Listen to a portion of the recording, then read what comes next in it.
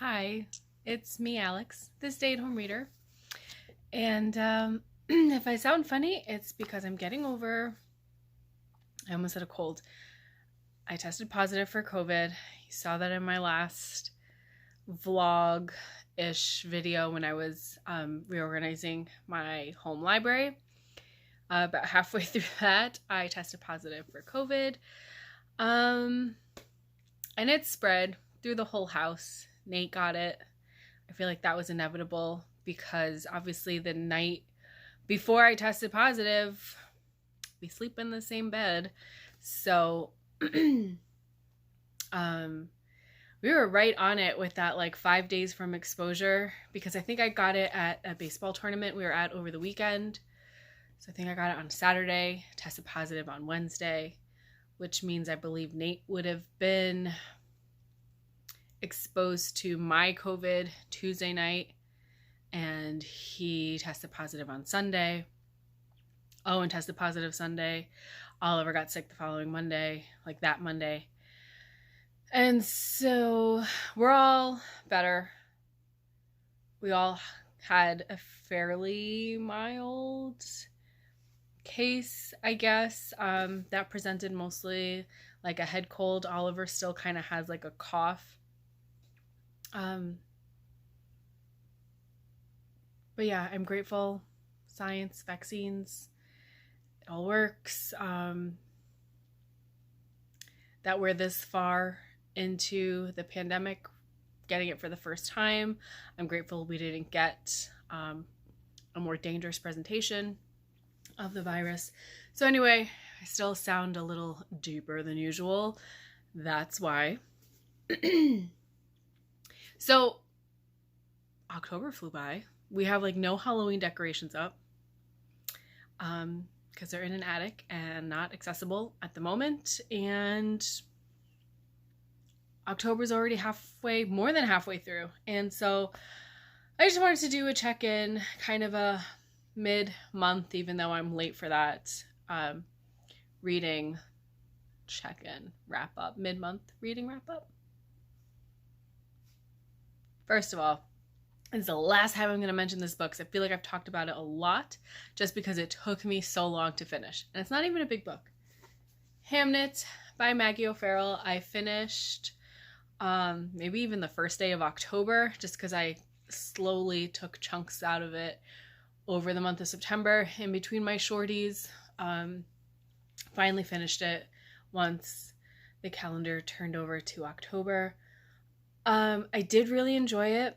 I really enjoyed the characterization of Agnes, who is the wife of Shakespeare, although Shakespeare himself is never named, but it's obvious that's who he is.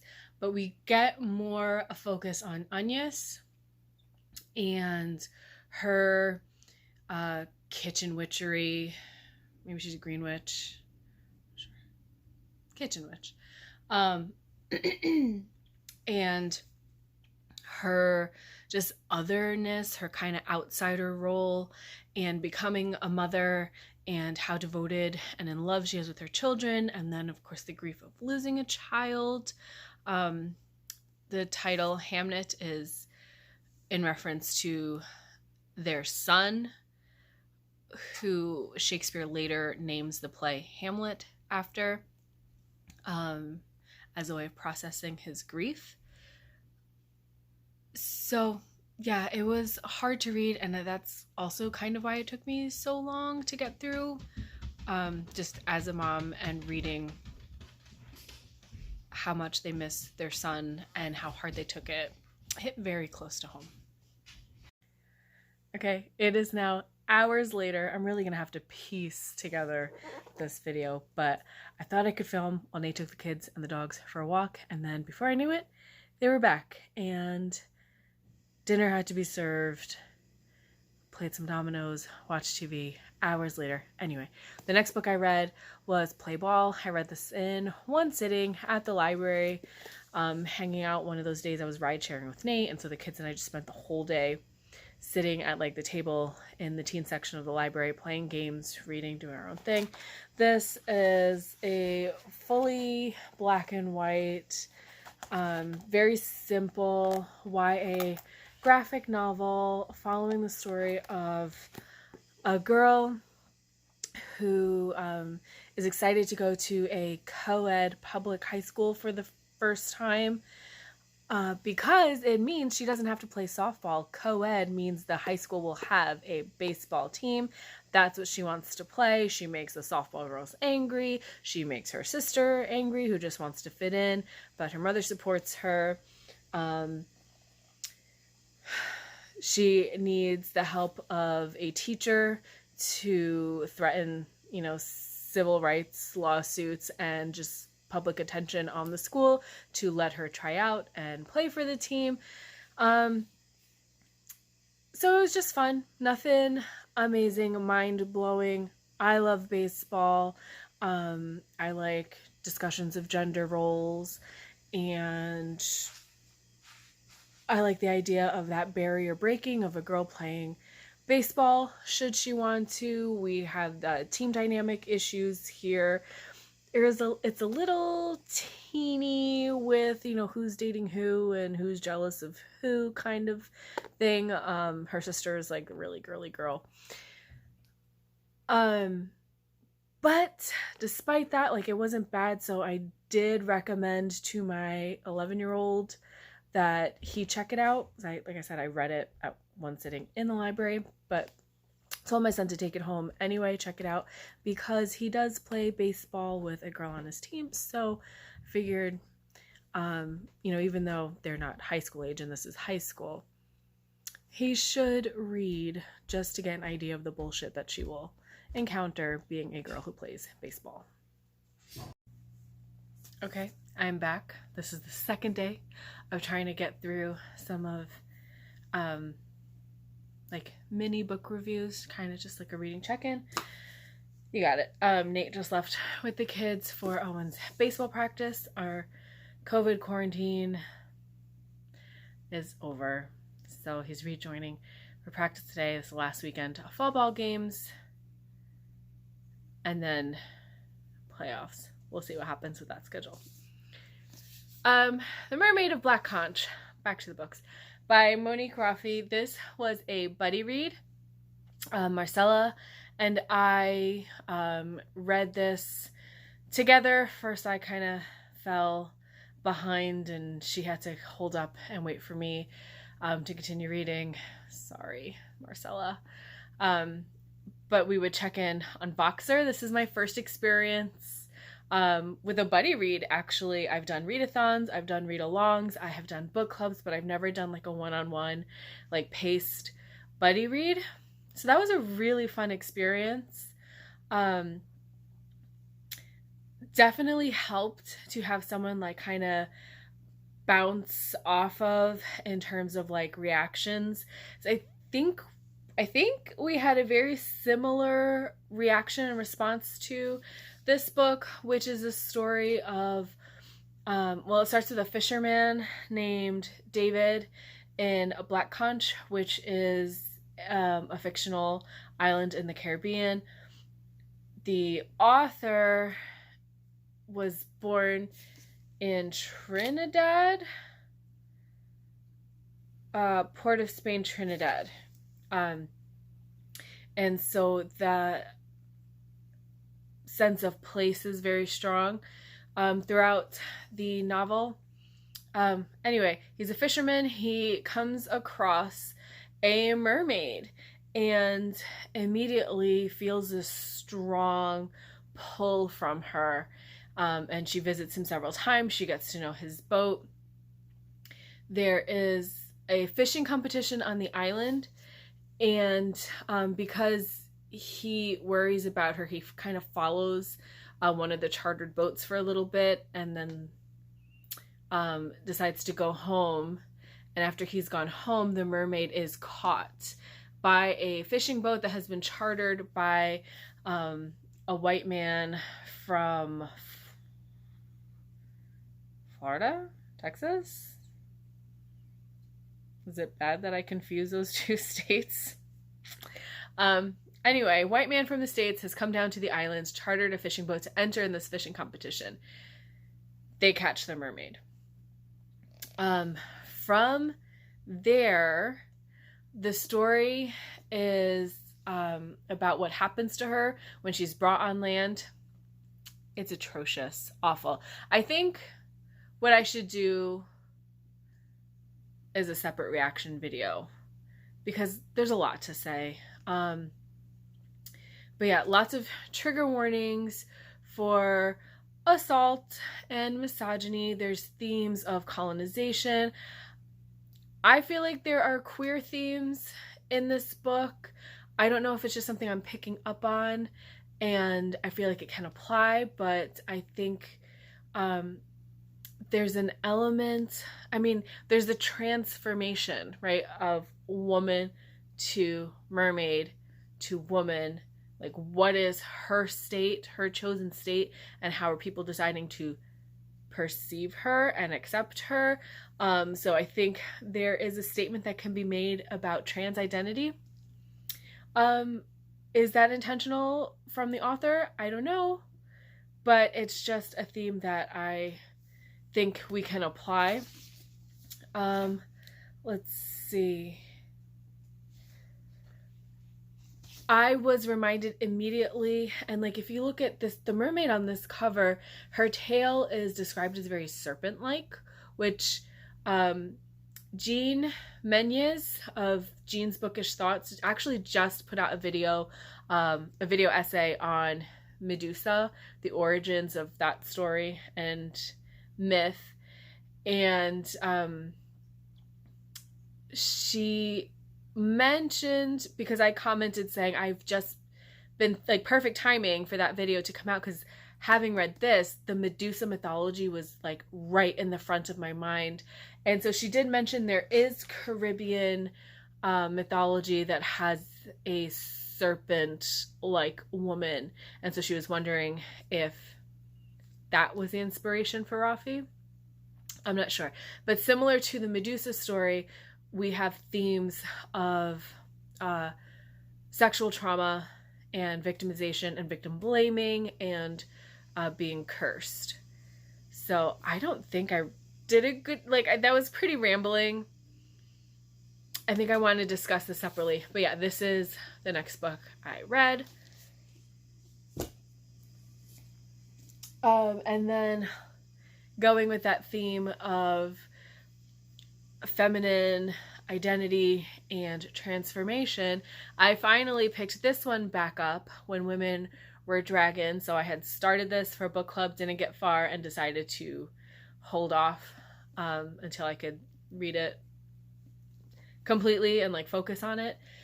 So in this book is an alternative history and also fantasy, so it's kind of genre bending, told sort of, it's a fictional memoir,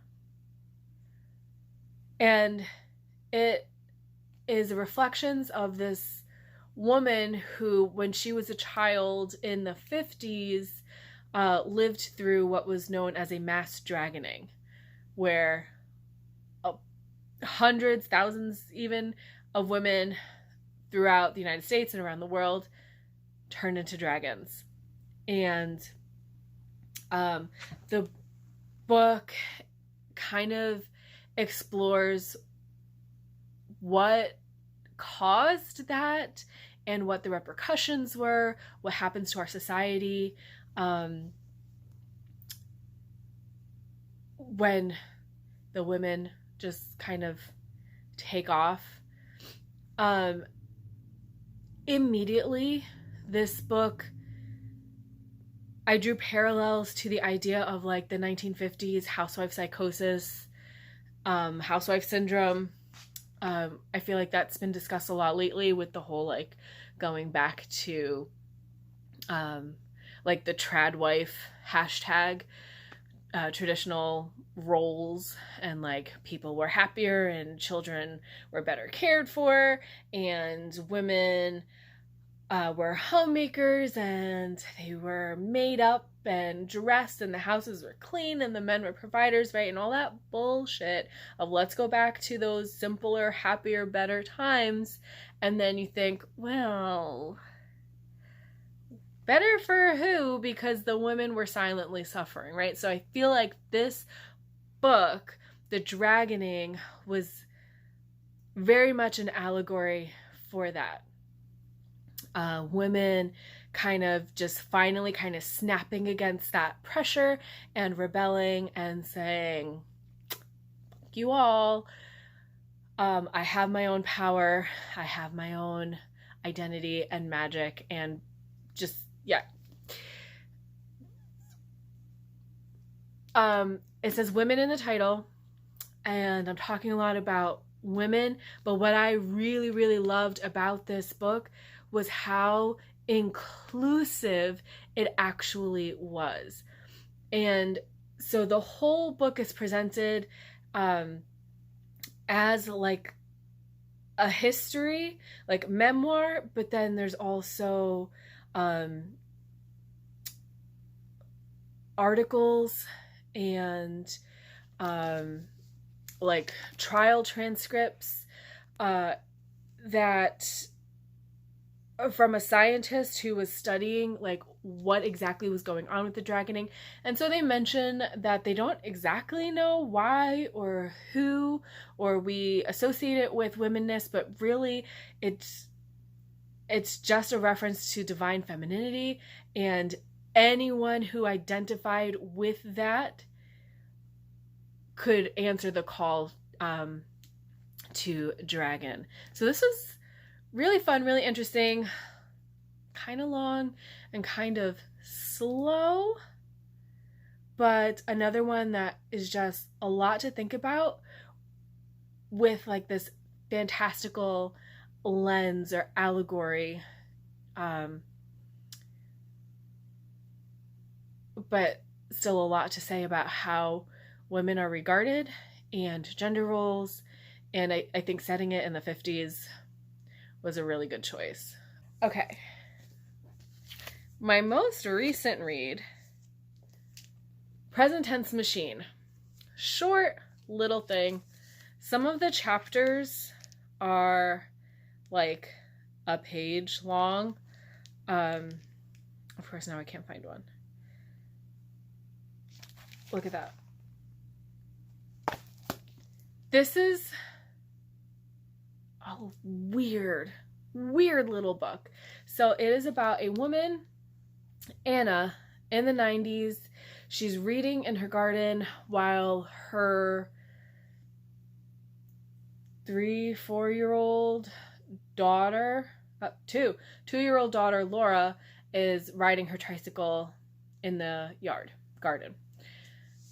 And while she's reading, she mispronounces a word. And she doesn't even realize that she's done it.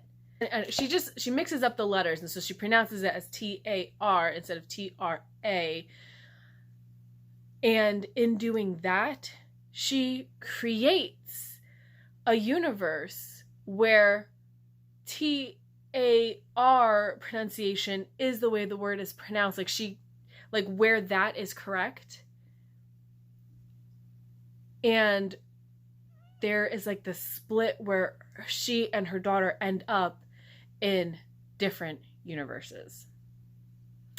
And so she's experiencing this weird sense of like, did something just happen? Like, why do I feel like I'm missing something? Do I have a kid? But she doesn't, because in this universe that she's created, she actually doesn't have a child. That child now belongs to another universe where she doesn't have a mother. The father arrives home and he's like, yeah, that's my kid. That makes sense. But like when they try to think about who her mother is, like they just kind of come up against this wall. And really freaking bizarre. So then the rest of the book is told from this like omniscient narrator who can see the daughter in her universe as an adult, as an anxious, soon to become mother. And then she sees the mother, Anna, in her universe, married to someone new, with 2 other children, always worrying about something, has this constant feeling of like something is missing. obsessed with language, and language as a form of creation. Both of them are drawn to this piano piece, with the book culminating with them like both playing the same piano piece. And it was just so freaking weird. I didn't think I would like it from the very beginning. Just the sentence structure is very long and rambly.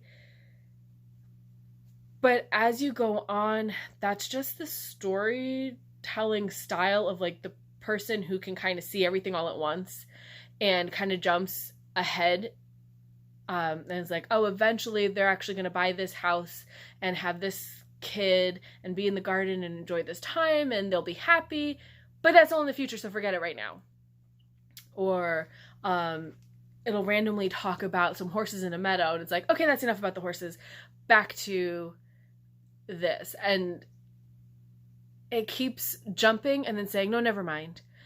And it was also very like self-aware of the fact that it's telling a story, where it'll be like, that's the end of the 10th chapter. This is the 14th chapter. The 14th chapter doesn't really have much to say. Like, it was bizarre. And then, so I have some notes here on my like reflections of it. So I have the narrator is omniscient, kind of from the future, seeing all realities at the same time. There's an element of like climate apocalypse to the story that kind of took me by surprise. Yeah. And then as you kind of get more a sense of like the narrator's perspective, especially towards the end, I think you find out who the narrator is. It got me thinking about the science fiction show Fringe. The final season of that show was kind of like a multiverse, parallel universe kind of story. And there were people called the observers in that who like were aware of all the possibilities of like all the things happening. And it really got me thinking about that show. In a way that is entertaining, and yet multiverse stories always make me really uncomfortable. Especially this one, because there was just this like haunting sense of like something missing in both universes.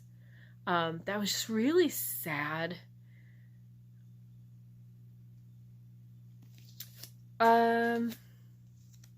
I recommend it. Present tense machine. Sorry, I didn't look up how to say the author's name. I have no idea how to pronounce that Norwegian name. I recommend it just because I really want someone to talk to me about it. Has anyone read this book? This was like an impulse grab off the shelf from the new fiction section of my library. And then I just picked up this from the library. One of those days that the kids and I were spending the time in the library. Ghost. So I figured it'd be a good spooky season read. It's Anya's Ghost. This is about a girl who is from Russia and has worked really hard to kind of rid herself of that immigrant identity. She's gone through speech therapy at school to lose her accent. She has some body image insecurities. She refuses to eat her mother's traditional greasy food. She doesn't want to associate with the other Russian kid in the school. She doesn't want to go to the Orthodox church. So she's really kind of pushing against that Russian culture she has at home. And so she's kind of a pain in the ass teenager. She ends up falling into a hole in the woods. Very beginning of the story. And, she's just angry, marching home. she falls into like this well hole and discovers a body there. And with that body is a ghost. And so the rest of the book is her befriending the ghost. And it gets a little dark towards the end. Like, is she going to be corrupted by the ghost?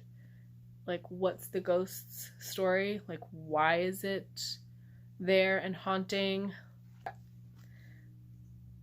Nothing great. It was just a quick graphic novel ghost for the season. I forgot, I did also listen to an audiobook. I listened to Not Good for Maidens, which is a Goblin Market retelling. Didn't love it. So the main character is a teenager in America is unaware. She's unaware of her family's connection to the Goblin Market, that they are witches, until her aunt is abducted by the Goblin Market. And so at the same time that we are with her traveling, I think it's to Wales, and learning this family history and going into the market to save her aunt, we are getting the story of another aunt of hers going into the market and getting into trouble and being rescued by her sister. So that earlier timeline of the mother and aunt going into the Goblin Market is taken very much from Christina Rossetti's poem, The Goblin Market. And then we've got the present timeline of I didn't love it. Very angsty YA. Why didn't you tell me we're witches? Family secret kind of thing. Positives were, that it's a simple, entertaining YA. The audiobook was just good to have on because sometimes I just need noise. Ace representation, lesbian representation. I think that's it. It was okay. It wasn't great. I wouldn't reread it, and I don't know that I would recommend it. If anything says Goblin Market, I'll give it a try. So that's what I did. Okay, now I am listening to and reading Manhunt. This is a post-apocalyptic kind of zombie story in which a virus has affected men. So they're described as feral. Their bodies are just like riddled with tumors, and the description is very zombie-ish. This book follows trans women who are trying to survive in this like apocalyptic New England. And to do so, they have to hunt the feral men and keep their own hormones in check by eating bits of the men that they kill. Not only are they surviving, trying to keep their own hormones at a level that keeps them from succumbing to the virus, but they also have to fight against TERFs. And so I was really interested in what this has to say about like gender identity. And it sounded kind of wild and fun. I don't know that I'm enjoying it though, actually. I'm not. Because I don't know what it was. I don't love apocalypse stories, and I absolutely freaking hate zombies. And so reading this was very much, well, listening to it was very much like what I imagined watching an episode of The Walking Dead would be like. I've never actually watched that show because I don't like End of the World and I don't like zombies. I don't like virus, plague, people losing humanity thing. I mean, been there, done that. So I don't think this is for me. I'm not ready to give up on it yet because I want to amplify and experience voices of authors of marginalized identities. So the author is a trans woman. I thought the cover of this was hilarious, like this sack of plums, considering what the plot involves. So I'm not ready to give up on it yet. Another book I started is an ebook. It's called The Haunting of Alejandra. And this is, I think it comes out in April. I got it through NetGalley. I've only just started it. Oh, excuse me. And I freaking love it already. It's reminding me very much of Night Bitch by Rachel Yoder. We have a woman losing her shit.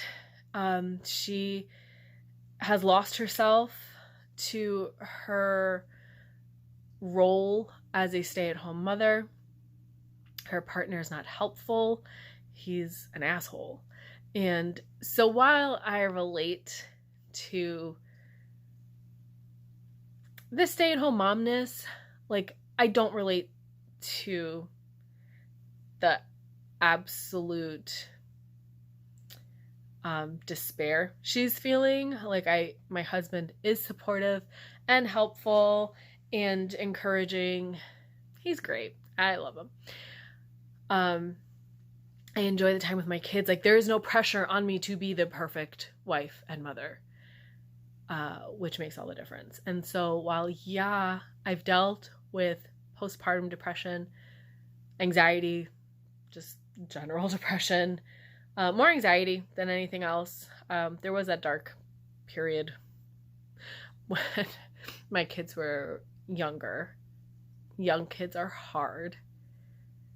And my husband worked crazy hours when he was still on hourly pay. It was hard. And so it's weird to say I enjoy reading a character going through that struggle, but I definitely connect to characters going through that struggle. And I think it's captured really well. This is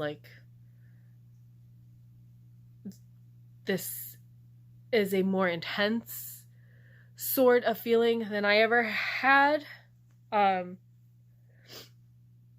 But I'm reading and I think it's beautifully, articulately captured. So I'm really liking it. Like I said, only just started. And so the book is called The Haunting of Alejandra, and it opens with her kind of having a little meltdown in the shower, an emotional moment in the shower, which I totally stand under the hot water and use my shower for therapy, 100%. And she has like a vision. She sees like this like misty kind of ghost-like apparition, and then the next couple pages she's in the car and is having another kind of meltdown, and she sees like this old woman kind of makes eye contact with her and goes away. So I'm not sure if the haunting is actually going to be supernatural or if it's going to be her own state of mind. We will see. But just started that one. Really, really enjoying it. Oh, this one's on my cart too. This is a poetry collection, Sad Giraffe Cafe by Richard Gwynn, that I have been slowly making my way through since I got it in the summer. I read The Blue Tent and then wanted more, and so there's a character in that who features in several of these poems. So I bought this book and another novel of Richard Gwynn's. I don't care for these poems, to be honest. Like, I'm going to finish it. I don't get it. They're, first of all, they're prose poems, so they read just like super, super short stories. They're